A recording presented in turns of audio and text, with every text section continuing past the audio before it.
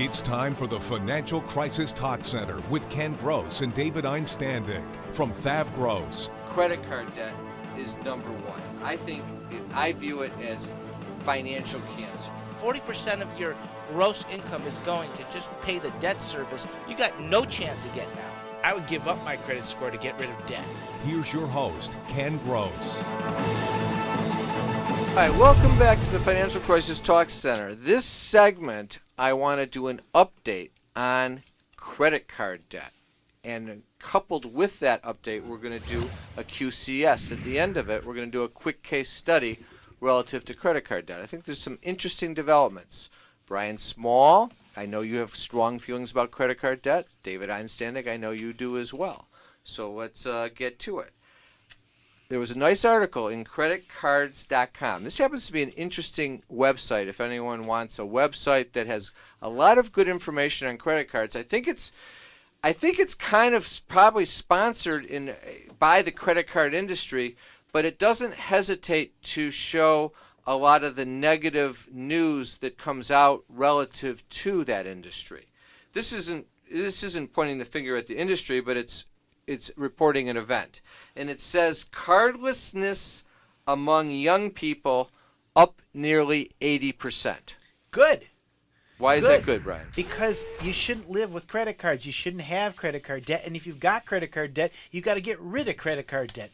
That is what is imperative. It is the banks holding you hostage. You have learned to live the way the banks want you to, and young people are now saying, you know what? We're not buying into this. We're going to live with cash. We're going to work with cash. And if we don't have it, we're not going to spend it. Unfortunately, we have about 75 or 85 years worth of generations out there that have already shot themselves in the foot and have got to do something actively to get themselves out of debt. Yeah, I mean, it's a big issue. It's this notion of living off of your credit and using your available credit as your cash cushion when you need to purchase something or to cover an expense or to pay a tuition bill is, in my opinion, the most cancerous form of financial management you could adopt. And if you're, and I find it to be very good news, to use Milt, your father's favorite adverb, that young people seem to be reducing the amount of credit card debt that they're taking out. I don't agree with everything you're saying. Okay.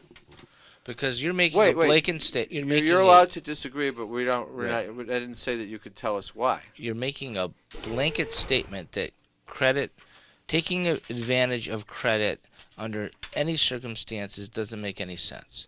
And I think what you're really saying is, and correct me if I'm wrong, is the use of credit in a dangerous manner for things that are not necessities, for things that would be considered either excessive or not needed, is the cancer you're talking about. But I don't know what. If you're sitting there and you're a homeowner and you got to replace a $5,000 item or a $10,000 item and you don't have that cash, or it's $1,000 or $2,500, but you can responsibly pay it off over a relatively short time at a 12 or 14% interest rate, that may be the only option you have. It may be the only option that you have. However, utilizing credit, where we've gotten the cancer with regard to credit cards, is people that have gotten themselves into debt, trying to maintain a lifestyle and an image and that they a belief that they can't afford, living beyond their means, believing that tomorrow they'll be able to pay the bill. I want it now, and not being able to afford it. I'm going to go on a vacation for 2 weeks, and you know what? I'll figure out how to afford it next month, next year. No, David, your point is well taken from the standpoint that what you're saying is correct, and it is a fair statement, but it goes a little bit further. There's a problem out there, and the problem is the level of discipline that people are able to maintain when it comes to using credit. I don't disagree with that. I'm okay with that analysis. If you're a young person and you're not even yet a homeowner, you're at that vulnerable stage where what you should be doing from the time you get your first good job forward is you should have a few absolute rules. Rule 1, put the maximum amount of money that you're allowed to put away into your 401k. Start it the day you get your first job and never deviate from it and never think about that money. Rule 2, take 10% of your net take-home pay and stick it in a savings account that is not a retirement account so that you have a cash cushion to use for spending as you need it so that you don't have to borrow on credit. Then if you have a cash reserve and you're putting money away in retirement and then you want to have a credit card to facilitate renting a car and things like that and maybe making a purchase and paying it off 6 months interest free or in 90 days, go for it. But start off with the discipline that you need so that you don't become one of the multi-million Americans that has nothing in the bank and is living off their available credit. And in 2008, that's where so many people were there. And then what happened? The banks said, sorry, we're going out of business. We don't want that to happen. We're panicked. Even though you've never missed a payment in 22 years and you have a 780 FICO score, we're cutting your available credit, and now you have no cash in the bank. Now, when you say it so you in need that to have manner, discipline, which is a more correct manner, I don't have a problem with it. Okay, and I don't disagree with the point that you made. But Brian, do you agree with me? I agree with you, and I also want to point out that part and parcel of it is as though because of this economic crisis, we are bringing this new generation of spenders into society that are very cognizant of what it means to not have credit. Some by no choice, and some by seeing the misery that everybody else is going through. Yeah, but it's available out there now, and they're trying to suck you back into the program because the banking industry learned a very simple formula.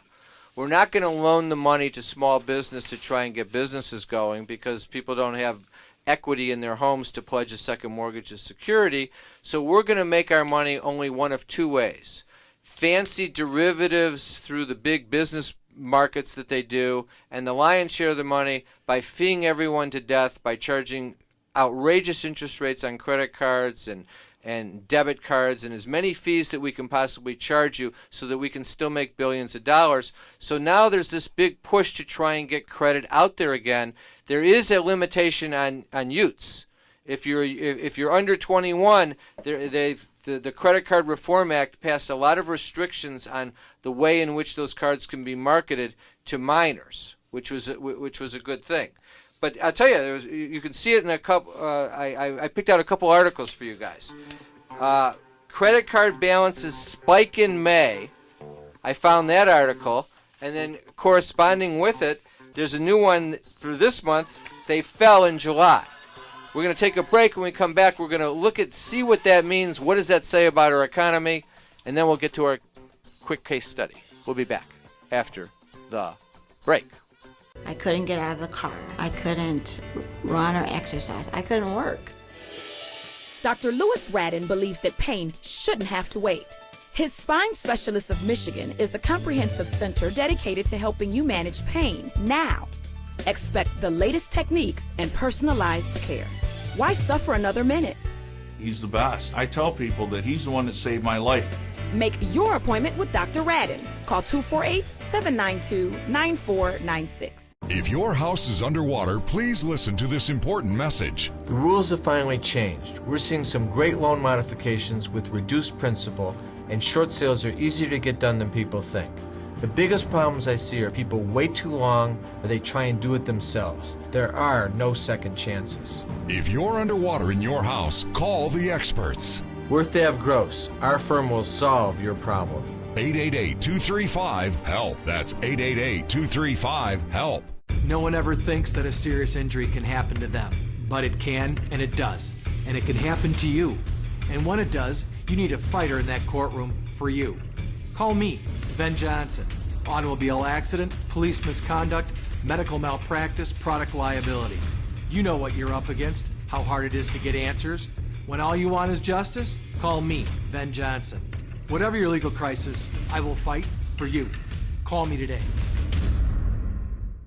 Do you have tax problems, unfiled returns, facing levies on wages in your property? You need an expert, not a cartoon character or salesman. Thav Gross is your solution. You need to look at the big picture. That's what we do. We develop a plan that's right for you. I had major tax problems. I didn't know what to do. We did. We sat down together and solved your tax problem. No more letters, no more phone calls. They saved me. Call Thav Gross, 888-235-HELP. Going from hourly to salary seemed like a good career move, but now you're working 60 hours a week instead of 40, and you aren't getting paid any of that extra time. You're stuck, right? Wrong. You can be on salary and still be entitled to overtime. If you've been wrongly denied such pay, you may be entitled to that and more. Gold Star Law is here to help you through your employment law problem, whatever it is. Gold Star Law, protecting employees' rights. Call 1-800-WAGES-10 for a free consultation today. All right, welcome back. Before we get back to the credit cards, and when we do get back, Brian, I want to talk to about the topic that we were just talking about on break, because I think with student loans and credit cards together is a good point. But we've got seminars coming up. Besides the next current seminar that we've been talking about, there's seminars coming up on October 22nd, and that's a Tuesday, and on Wednesday, October 23rd, 6:30 to 8 p.m. at our offices over in Bingham Farms at 12.5 Mile and Telegraph. If you want to sign up for those, go to our websites, thavgross.com or fctalkcenter.com, or call the offices at 888-235-HELP. We cover all these current issues. They're planning focused, tax problems, the whole gamut of options and opportunities that you have to improve situations. I want to thank our sponsors, Venn Johnson Law, Gold Star Law, Samasco Law, Double Action Shooting Range and Gun Shop, Spine Specialists of Michigan. We definitely appreciate the great support. Right before we while we were on break, Brian, you said, what do you think is going to happen with the student debt problem from the standpoint? Will students start avoiding taking on student loan debt because it's non-dischargeable in bankruptcy, it's mounting, it's over $1 trillion, it's considered a big problem? I don't know. We'll have to see. I think that they should still take the student loans, but shop them to make sure that you get the best one. And if you have any opportunity, get one that's government, not private. What's going to be the alternative? Actually, I'll tell you something. I would say work more, work your way through school, work a part-time job, borrow as little as you can possibly get away with so that you're not saddling yourself with debt. But if you have a choice between two student loans, private versus government, take the government, because if you said to me, what we were going to break is the next administration will probably be Republican, because after we've gone through 8 years of a Democrat, and then after that we'll probably go Democrat, and by then the student loan problem is going to be so outrageously out of control, there'll probably be the relief that's needed to be able to discharge a student debt. Now, you see, the funny thing is I actually that's a 10-year prediction. I actually think the exact opposite. I think that there's... Why am I not surprised? No. I think that the relief that's going to be afforded to students is going to be that private student loans will be allowed to be discharged in bankruptcy again, but federally backed student loans won't be. So what if you split them? Split them and get half and half. That's the movement in Congress right now. The pending legislation that will fail all talks about private student loans being allowed to be discharged. Maybe you got to. So, David, your recommendation is just divide them up, half private, half government. Try to hedge part. I actually agree with your suggestion, Ken, which is work during school, part-time jobs. Maybe your 4-year degree needs to be rethought, and maybe it needs to be a 6-year degree instead of being 4 years, and you do it without borrowing the money. Are you better off spending 2 more years in school, going to school part-time and working part-time, than you are going to school full-time? I don't know about part-time, but I certainly have always been of the belief that working while you're in college during that 4-year makes you more efficient and a better use of your time than going that 4-year period and not working at all. I had that debate with my children.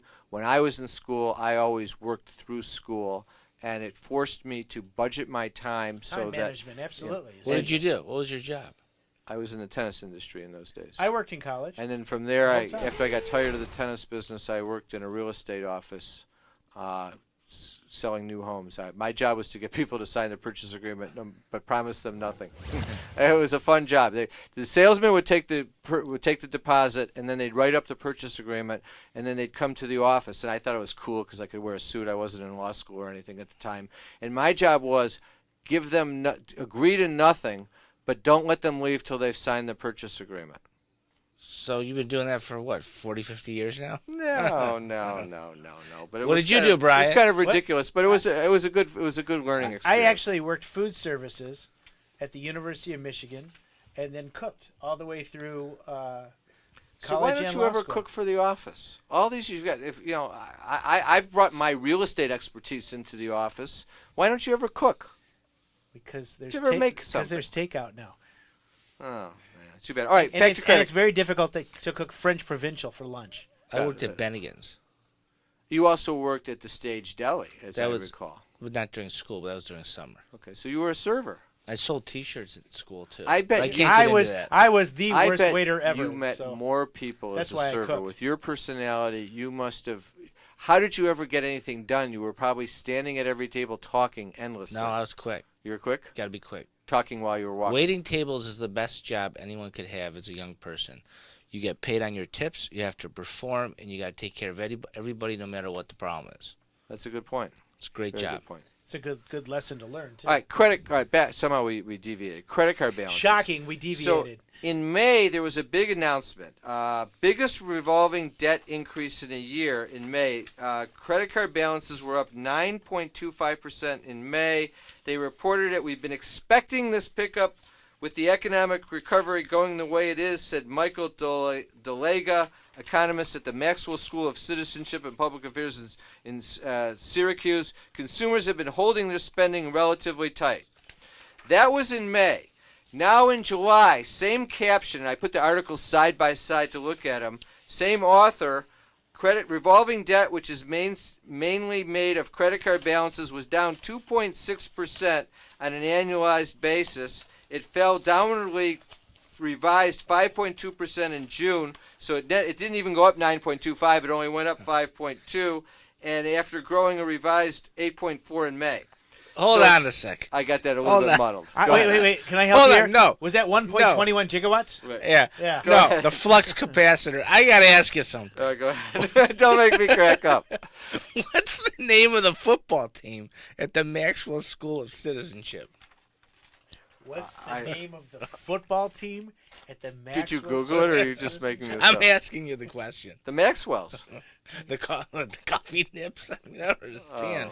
Have you ever heard of the Maxwell School of Citizenship? No, I didn't. But I think they just hunt down somebody to say what they want to hear. But the whole point is that this report is a good example of the economy. 1 month something looks one way, and the pundits come out and say, "Oh, things are going good." The next month you get a complete opposite result, which is what we basically are seeing with jobs and job claims. It just keeps going that way. We're going to take a break. Tennis. When we come back, I found a good article on 9 myths about debt that we're going to debunk after the break. You like your job. What you don't like is the way your boss has been treating you. He's making comments about how you look instead of your work, and he's been touching you inappropriately. If you complain, is he allowed to fire you? Absolutely not. Unwelcome sexual comments, advances, and contact are illegal in the workplace. Make him pay. Gold Star Law is here to help you through your employment law problem, whatever it is. Gold Star Law, protecting employees' rights. Call 1-800-WAGES-10 for a free consultation today. Every family has the family meeting, and we all know what that means. Dad's got dementia. What are we going to do? What's the care plan that the family has in place? Usually they don't, or they struggle with a care plan. When you go home tonight and you talk to your tax person and you talk to your financial person, say, what's the plan that you have in place? And as soon as they don't give you an answer, give me a call, because I can do it for you. Financially strapped? Do you want to save your home? It's all about preserving future income. Bankruptcy is one option. When it's right, it's the least costly, most effective way to save your home, eliminate a second mortgage, and wipe out credit card debt.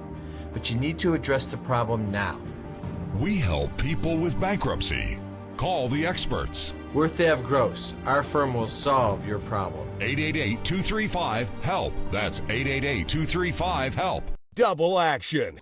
Shooting Center and Gun Shop. For the largest selection of guns, accessories, and ammunition, Double Action is your only pro gun shop. And now you can train with the best in our basic CCW course. With the most comprehensive curriculum, the best resources, and most accomplished staff. Don't be fooled by cheap imitations. Double Action is the only place to get your CCW or renewal. Double Action. We're on DeQuinder and Madison Heights. No one ever thinks that a serious injury can happen to them, but it can, and it does.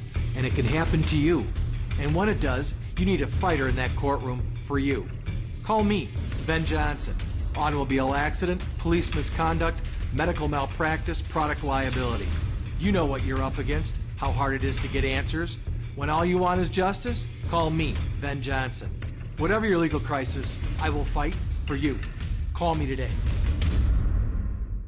I found an interesting article. It was called 9 Debt Myths Debunked by Dana Dratch. And I thought these were all myths and things that the three of us see in the course of our practice or in talking to people. So I'm going to share them with you. If you guys have something you want to add on to them, pop in as you deem necessary. Paying old debt always raises your credit score. Not true. Number one is, if the debt's older than 7 years, it's not even reported on your credit report, so paying it doesn't mean anything. And in Michigan, unless we're talking about a mortgage deficiency, paying it at all is useless if it's been more than 6 years. Correct, but you're jumping ahead of the myths because it's a good point. On a contract claim. Like a credit card, if you haven't made a payment for 6 years, the statute of limitation is run on it. So let's go down to number 2 because it kind of tacks into what you're saying. Paying an obligation, quote unquote, restarts the clock on your debt. There are 2 clocks. The clock on you being liable for payment on it, that is true. You do not. The statute of limitations runs 6 years in Michigan from the last date of payment. So if you haven't made a payment in 5 years and they're leaving you alone, they haven't sued you. If you just let it go to the 6th year, then you're okay. But if you make a payment, $10 on it, then it rekindles it, and you're going to have 6 years from the last date of payment. That's important. What making a payment doesn't affect the 7-year clock that once the debt is over 7 years old, it drops off of your credit report. And a little exception that they threw in that, if somebody has a judgment against you, then they've already sued you, and it's not a 6-year statute of limitation relative to a contract claim. Then it's the statute of limitation of how long a judgment's enforceable. In Michigan, it's 10 years, renewable for another 10 years. So judgments are different. Myth 3, once the statute of limitations runs, creditors can't sue. You would like that to be true, but it's a myth. They can sue you. You have to raise the statute of limitations as an affirmative defense, and then the case will be dismissed. But if they sue you, you ignore the papers, they take a default judgment against you, it's not a defense then to say, hey, the statute ran, your judgment has no force or effect. Beyond that, Ken, it may be too late even if you get an attorney beyond a month or 2 after you were served with the complaint, because certain affirmative defenses will be deemed waived. So it's critical at the very moment that you see those lawsuit papers, Absolutely. The complaint, that you act. Ostrich rule. You can't bury your head in the sand on any of these things. It's the most fatal problem we always see. If you're served court papers, you need to get an attorney to ask them what to do. You can't ignore it. It doesn't go away by just keeping your eyes closed. That doesn't stop anything. The world keeps going. Well, Believe me, you can't just close your eyes. In the sand? Maybe they just close their eyes. You know what? They've got long necks. I don't know what they do. I'm not an ostrich. Number 4, making a small or partial payment. We'll look that up for next week. Making a small or partial payment stops lawsuits and debt collection attempts. Absolutely incorrect. Very good. Number 5, paying old debt removes it from your credit report. Wouldn't Not that be true. great? Paying that would be the best. It goes off your credit report after 7 years on debts, but making the payment, your payment history shows up on your credit report. Not everything goes off your credit report after 7 years. Bankruptcies are 10. A bankruptcy may sit on your credit report for up to 10 years. Correct. Number 6, if you're in debt, collectors' efforts will make sure everyone around you finds out. It feels that way, but technically under the Fair Debt Collections Practices Act, they can make one contact outside of the home, but they can. If you tell them that you do not want them to call you at work, they can't call you at work. And also, several states, including Michigan, has its own Debt Collections Practices Act that regulates the company. I got to digress. The Fair Debt Collections Practices Act on the federal law only governs and restricts third-party collectors, collection agents, not the company itself that's owed the money. However, in Michigan, we have a Michigan Debt Collections Practices Act that regulates them as well. So if Bank of America or Bank of X is calling you for the payments and harassing you, that wouldn't be a claim under the Fair Debt Collections Practices Act, but it might be a claim that you would have under the Michigan Debt Collections Practices Act. Number 7, and I'm probably saying the name of the act wrong. I'll make sure on the slide on the TV show that I have the correct name of that act. Myth 7, telling debt collectors to buzz off means they can't tell you. Basically, that's true, but you got to tell them to buzz off in writing is what the law says. Number 8, and this one we see all the time.